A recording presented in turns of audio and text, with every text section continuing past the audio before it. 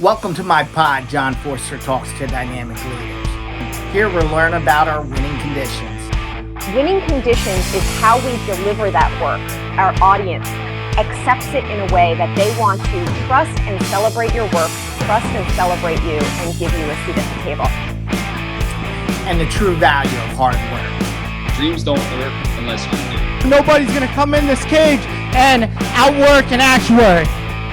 Hope everybody comes along with me for the ride, and most importantly, be dynamic. What's up, everybody? John Forster here, back episode 2 of John Forster Talks to Dynamic Leaders. With me today, we got Christine Hofbeck. Christine is FSA. She graduated from University of Penn, MIT MBA, various leadership positions in some of the world-class companies we have out there. Also, she's a cast star of the hit series Survivor, and most recently, best-selling author for Winning Conditions. I'm here with Christine. How you doing, Christine? I'm doing great. I love that you actually have the book to show. I know you've bought a bunch of copies. How are you, John? Oh, I'm doing great. And the book got some damage in it. You know, my 3-year-old grabs it all the time. So it's been around the block. It's a great book. I love it. Yeah, it looks much loved. I like that. Yeah. So how's everything going with you? Everything's good.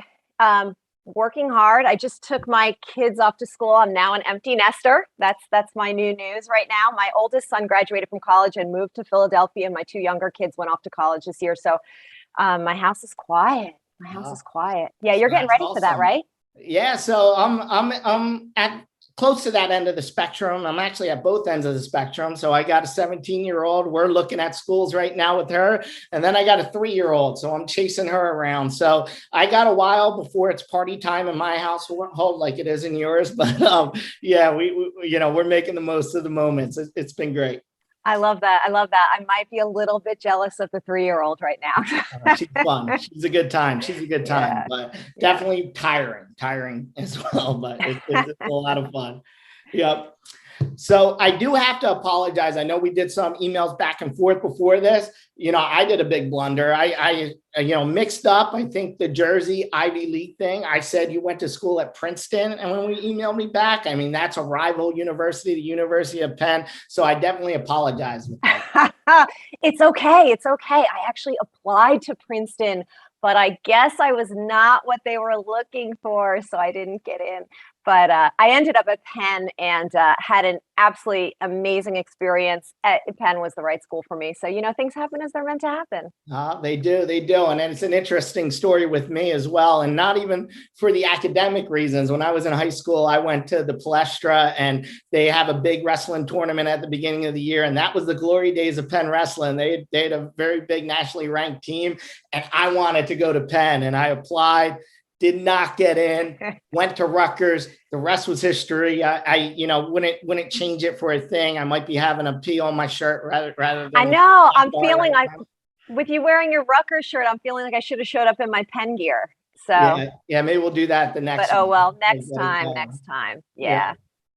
Yeah. So I actually went back to the Palestra last night. It was great. They got this Pennsylvania Regional Training Center going where they're training all the high-level athletes there. And a buddy of mine, Josh Baylor, who was on one of those legendary Penn teams back in the day, wrestling, he invited me to come see the Olympic level athletes training, and got to have dinner with gold medalist from Penn, Brandon Slay, who was an Olympic gold medalist. Awesome. He now runs the training center there.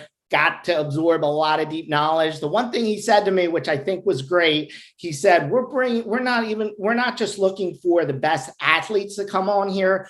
We're looking for people that could be leaders in Philadelphia. And I talked to some of these folks, Joey McKenna, David McFadden, saw Jordan Burroughs for a second, who's one of the best U.S. wrestlers in history there. They definitely have that mindset to be leaders in Philadelphia after the wrestling is over. So I thought it was cool, got some knowledge from Brandon, and great concept and a great things that he's building over there. Wonderful. There's so much energy down there. It's just such a great place to be. Yeah, definitely. Definitely. So let's talk about it. You went to school at Penn, Did. you graduated. Seems like your career was on fire. You got your FSA, Yep. got credentialed, you were moving up in positions. Then I noticed you made the decision to go to one of the top colleges in the world for grad school to get your MBA, MIT. Could you tell us a little bit about that decision and how that affected you? Yeah. Yeah. I love my MIT years. So I have found that in my life, um, there are times that I grind and there are times that I coast, and that has worked really well for me. There's a quote from Oprah that I just love. She said something like, "You can have it all, you just can't have it all at once." And for me, I feel like that has really been my mantra. I remember when I was studying for my actuarial exams, and every weekend I was studying for 12 hours a day, and all my friends would say, "Let's go to the beach, let's go out and party, let's do this." And I didn't do anything, right? But I crushed my exams and got through it. And then I had like, kind of a nice cushy life. But then I got to a point where I knew I wanted to make a big leap in my career. And for me, that meant going back to MIT to get an MBA. And I only applied to MIT. That was the only school I wanted to go to. And that was a massive commitment. I had 3 kids at home. I was flying back and forth between New Jersey and Massachusetts every other week and working full time. I hardly slept at all. But again, I knew it was just going to be a grind and I was going to put the time in. So I didn't do much for those 2 years, but one of the best experiences of my life. So yeah, that's excellent. And I could relate to that. I know there were periods in my career where I was grinded. I yeah. was in a director level position 3 years out of school and took on some big projects. And I agree with that. There's definitely was ebbs and flows. I think for me, the thing that I wish I did was when I was doing those grinding periods, I wish I gave it the exposure that it was due. I think there were only a few people that understood what I was actually doing. And even to this date, I think there's things in my career that get a little left out of the conversation. And that's where your book comes in, Winning Conditions. I, read that book and it definitely, hit some chords with me. And I thought, I wish I read this coming right out of school. So why don't I turn it over to you with this? The first question is, what is winning conditions? Winning conditions. Okay, so winning conditions is a phrase, a phrase that I coined to talk about. Well, here's what I'll say. We can all do amazing work, whatever our work is, right? We might be delivering results or service or ideas or innovation or something. We're all doing something.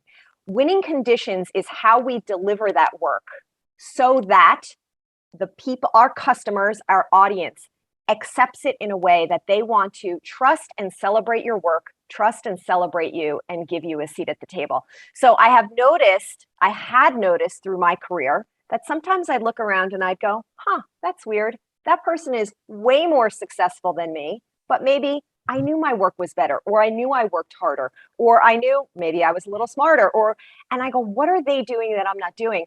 And I stopped and I started watching, and then I took classes and I read lots of books and I did lots of research and found that there truly are conditions that you can set up around your work that enable you to get the win. And I put those all together into this framework that I call winning conditions. And I talked about it for a while. I finally wrote a book about it, and it's gotten a lot of buzz. So yeah, and I think it's very well deserved buzz. I know, one item in that book that I really liked was you talked about the phrase "no problem," right? And I think about that. I said that's something I used a lot. You would do this work, and I remember I took over a big role, and I reported to a VP who still thinks very highly of me. I still talk to this person a lot, but I remember when I first took over that role. She was like, wow, where did you come from? We're getting all this stuff done we never did before. And I did say, that's no problem. I've been doing this a long time. I figured it out. Where I think I missed an opportunity to really say, hey, these are the process improvements we put into place. Yeah, you use this, that we worked really hard on that. So I think that phrase, no problem, I think that's a huge tip for people. Yeah, it turns out that we actually tell other people how to think about us and how to think about our work. It's up to us to share our value. And you don't need to do it in a braggy way. You don't need to do it, you don't need to bowl people over with it. But something as small as the phrase "no problem," the reality is that the human brain is incapable of ignoring something that is brought to its attention. So when somebody thanks you for something or praises you and you say "no problem," what you do is you actually bring the word problem to their human brain.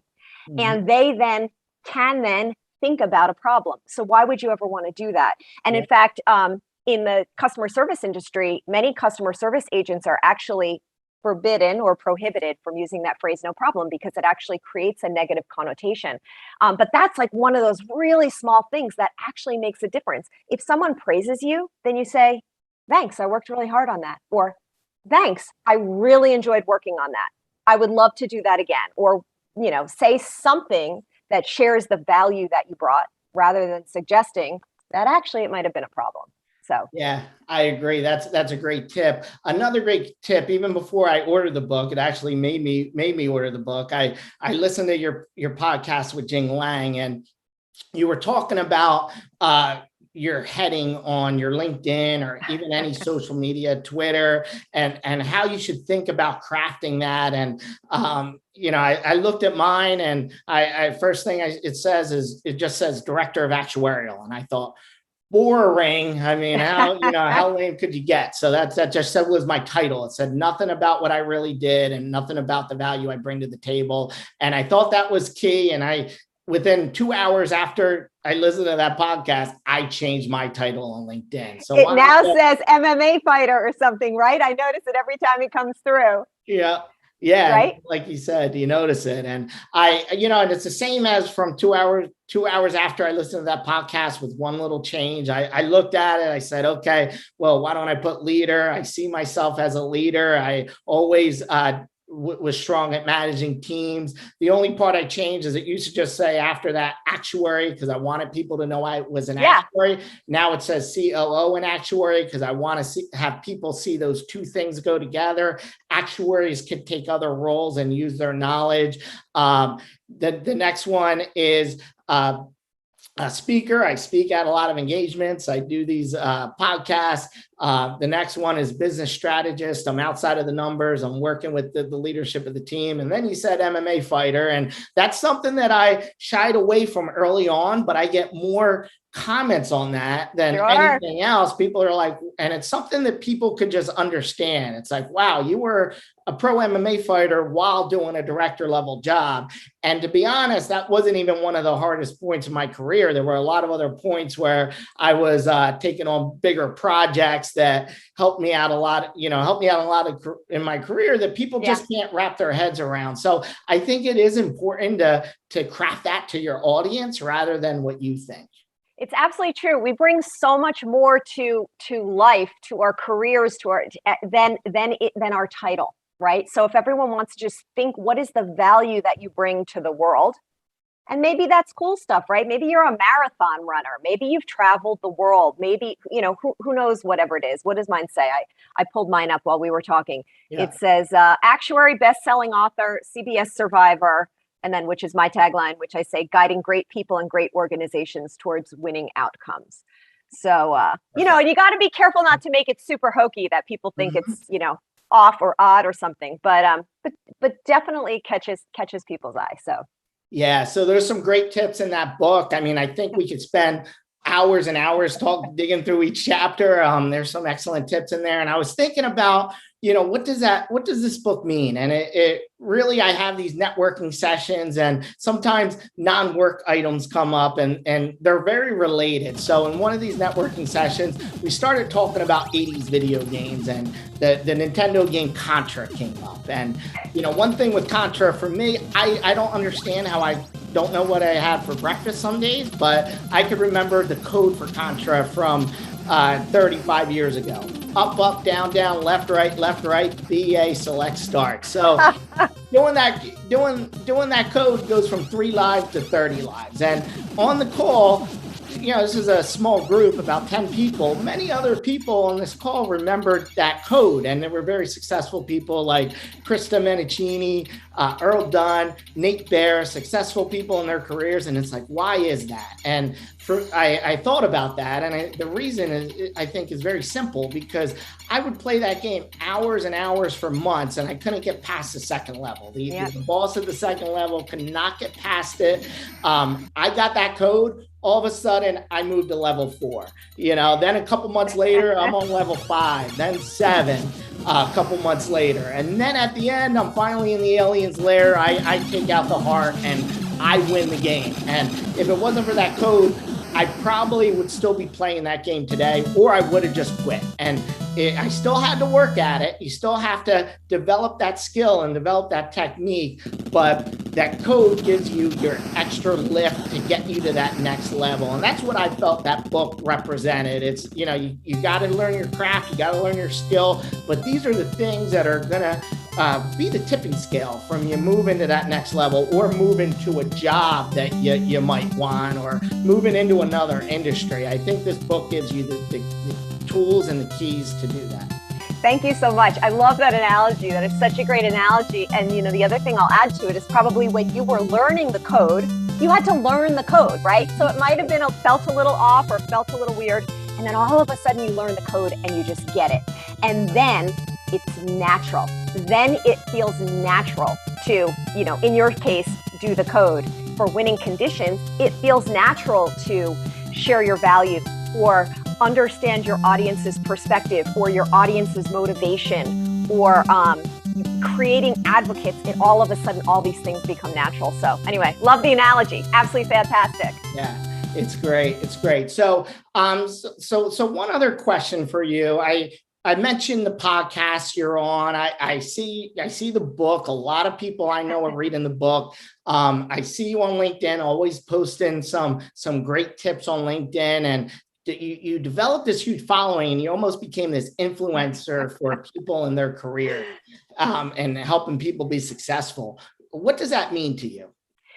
Yeah, that's so crazy. I get messages, honestly, every single day that they really make me so happy, because what I found is that we're all regular people. We're all just normal people doing our best every day. And what I love is that I just feel like everyone is just kind of sharing their best with everyone. Gosh, I get messages from people who read the book and said, "Thank you for helping me get that promotion." I get messages from people who watched me on Survivor, and moms who said, "Thanks for showing me that I could still have my dreams." I've got messages from kids who said, "Thanks for helping me talk to my mom, because, I just kind of saw her as a different person." Gosh, it's crazy. It's overwhelming. It's loving. It's wonderful. At the end of the day, I'm a regular person, and we're all just regular people trying to make it. So I guess that's what I said. Maybe everyone realizes that we all have our own winning stories, right? Everyone has a winning story. So, yep, definitely, without a doubt. Yeah. Yep. So the next thing is, you have this amazing background, right? You really are, you're an actuary, but then you got into being an author. You got into being a reality TV star. You work in leadership positions that might not be technically in the numbers and into actuarial. You're working with a lot of people in different fields. So what types of things should actuaries be paying attention to, with people in other fields? What should they be learning from people in other fields? Yeah, good question. So when I think about what do actuaries bring to the table, I think that historically we have thought that what we bring to the table is our ability to manipulate data, analyze results, calculate risk. And that's true, but the world is changing. There is this explosion now of big data, machine learning, automation, artificial intelligence. And the reality is computers can sometimes calculate results better than we can. Yep. And we're looking at what we're doing and saying, that's actually not what we bring to the table. What we bring to the table is our judgment, is being able to look at these results and say, okay, how can I use them to mitigate risk? So I think that actuaries of the future truly need to learn how to be adaptable around new forms of risk and be able to accept automation, accept outputs of computers, and use that to say, now here's what I think you should do next. So it's just this whole idea of being adaptable. I mean, for you as an actuary, you've been adaptable throughout your career, right? Even what you're doing now as COO. Yeah, and it was part of the reason I took this job, and I love hearing other people finally saying this. It's something I've been saying for 20 years. I think actuaries could do so much more, and one of the reasons I took this job as COO was to show that I've been doing more outside of my job, but outside of my job in the companies, working with other organizations, but it wasn't necessarily in my job title, right? So I felt like I wanted to get a role where I'm still using my actuarial expertise. I'm still working on the manual rates and everything else, but that's a smaller piece. The bigger piece is more strategic with the company. So that's one of the reasons I took the role, and it's great to hear a lot of different perspectives coming out, and that mindset being spoken about. I just listened to the TED Talk from the Maverick actuary, Dominic Lee. Oh, yes. The same thing.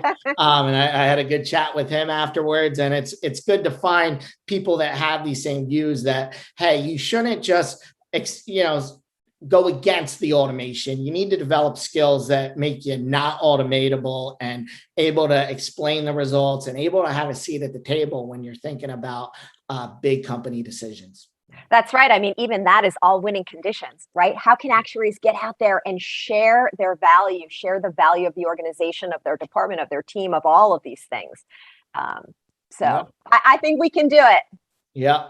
Okay. So this has been great. I think we're going to finish up we're going to do a lightning round I got for you, Christine. And we didn't talk about Survivor yet. I got a bunch of questions. We are going to do these lightning round, 90 seconds, bunch of Survivor questions. Are you ready? Okay. I'm ready. I'm ready for you, John. All right. Ready to go. Let's do it. How many bugs did you eat on the show? Thousands. Yeah. Wow. All right. What was the first thing you did when you returned from the island? Oh, I got back to Ponderosa and I took a shower. A very long shower. Yes. Excellent. With wine in the shower. Oh, I like the. I do the shower beer. I like the shower beer. That was always my go-to in college. Name a spot in New Jersey which would make a good place to film a season of Survivor. I guess it has to be on the beach, so I have to go with Jersey Shore. That's already a show, though.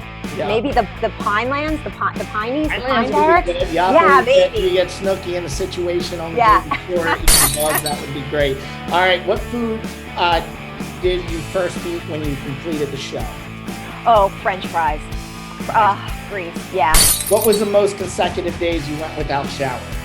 39! Almost 6 weeks without a shower or brushing my teeth. That is awesome. That's awesome. Yes. All right, name another actuary that you think would make a good contestant on the show. Oh, you, of course. Excellent. Come on, the personality and the physical. Non-family member that you think you wish you had on the island with you.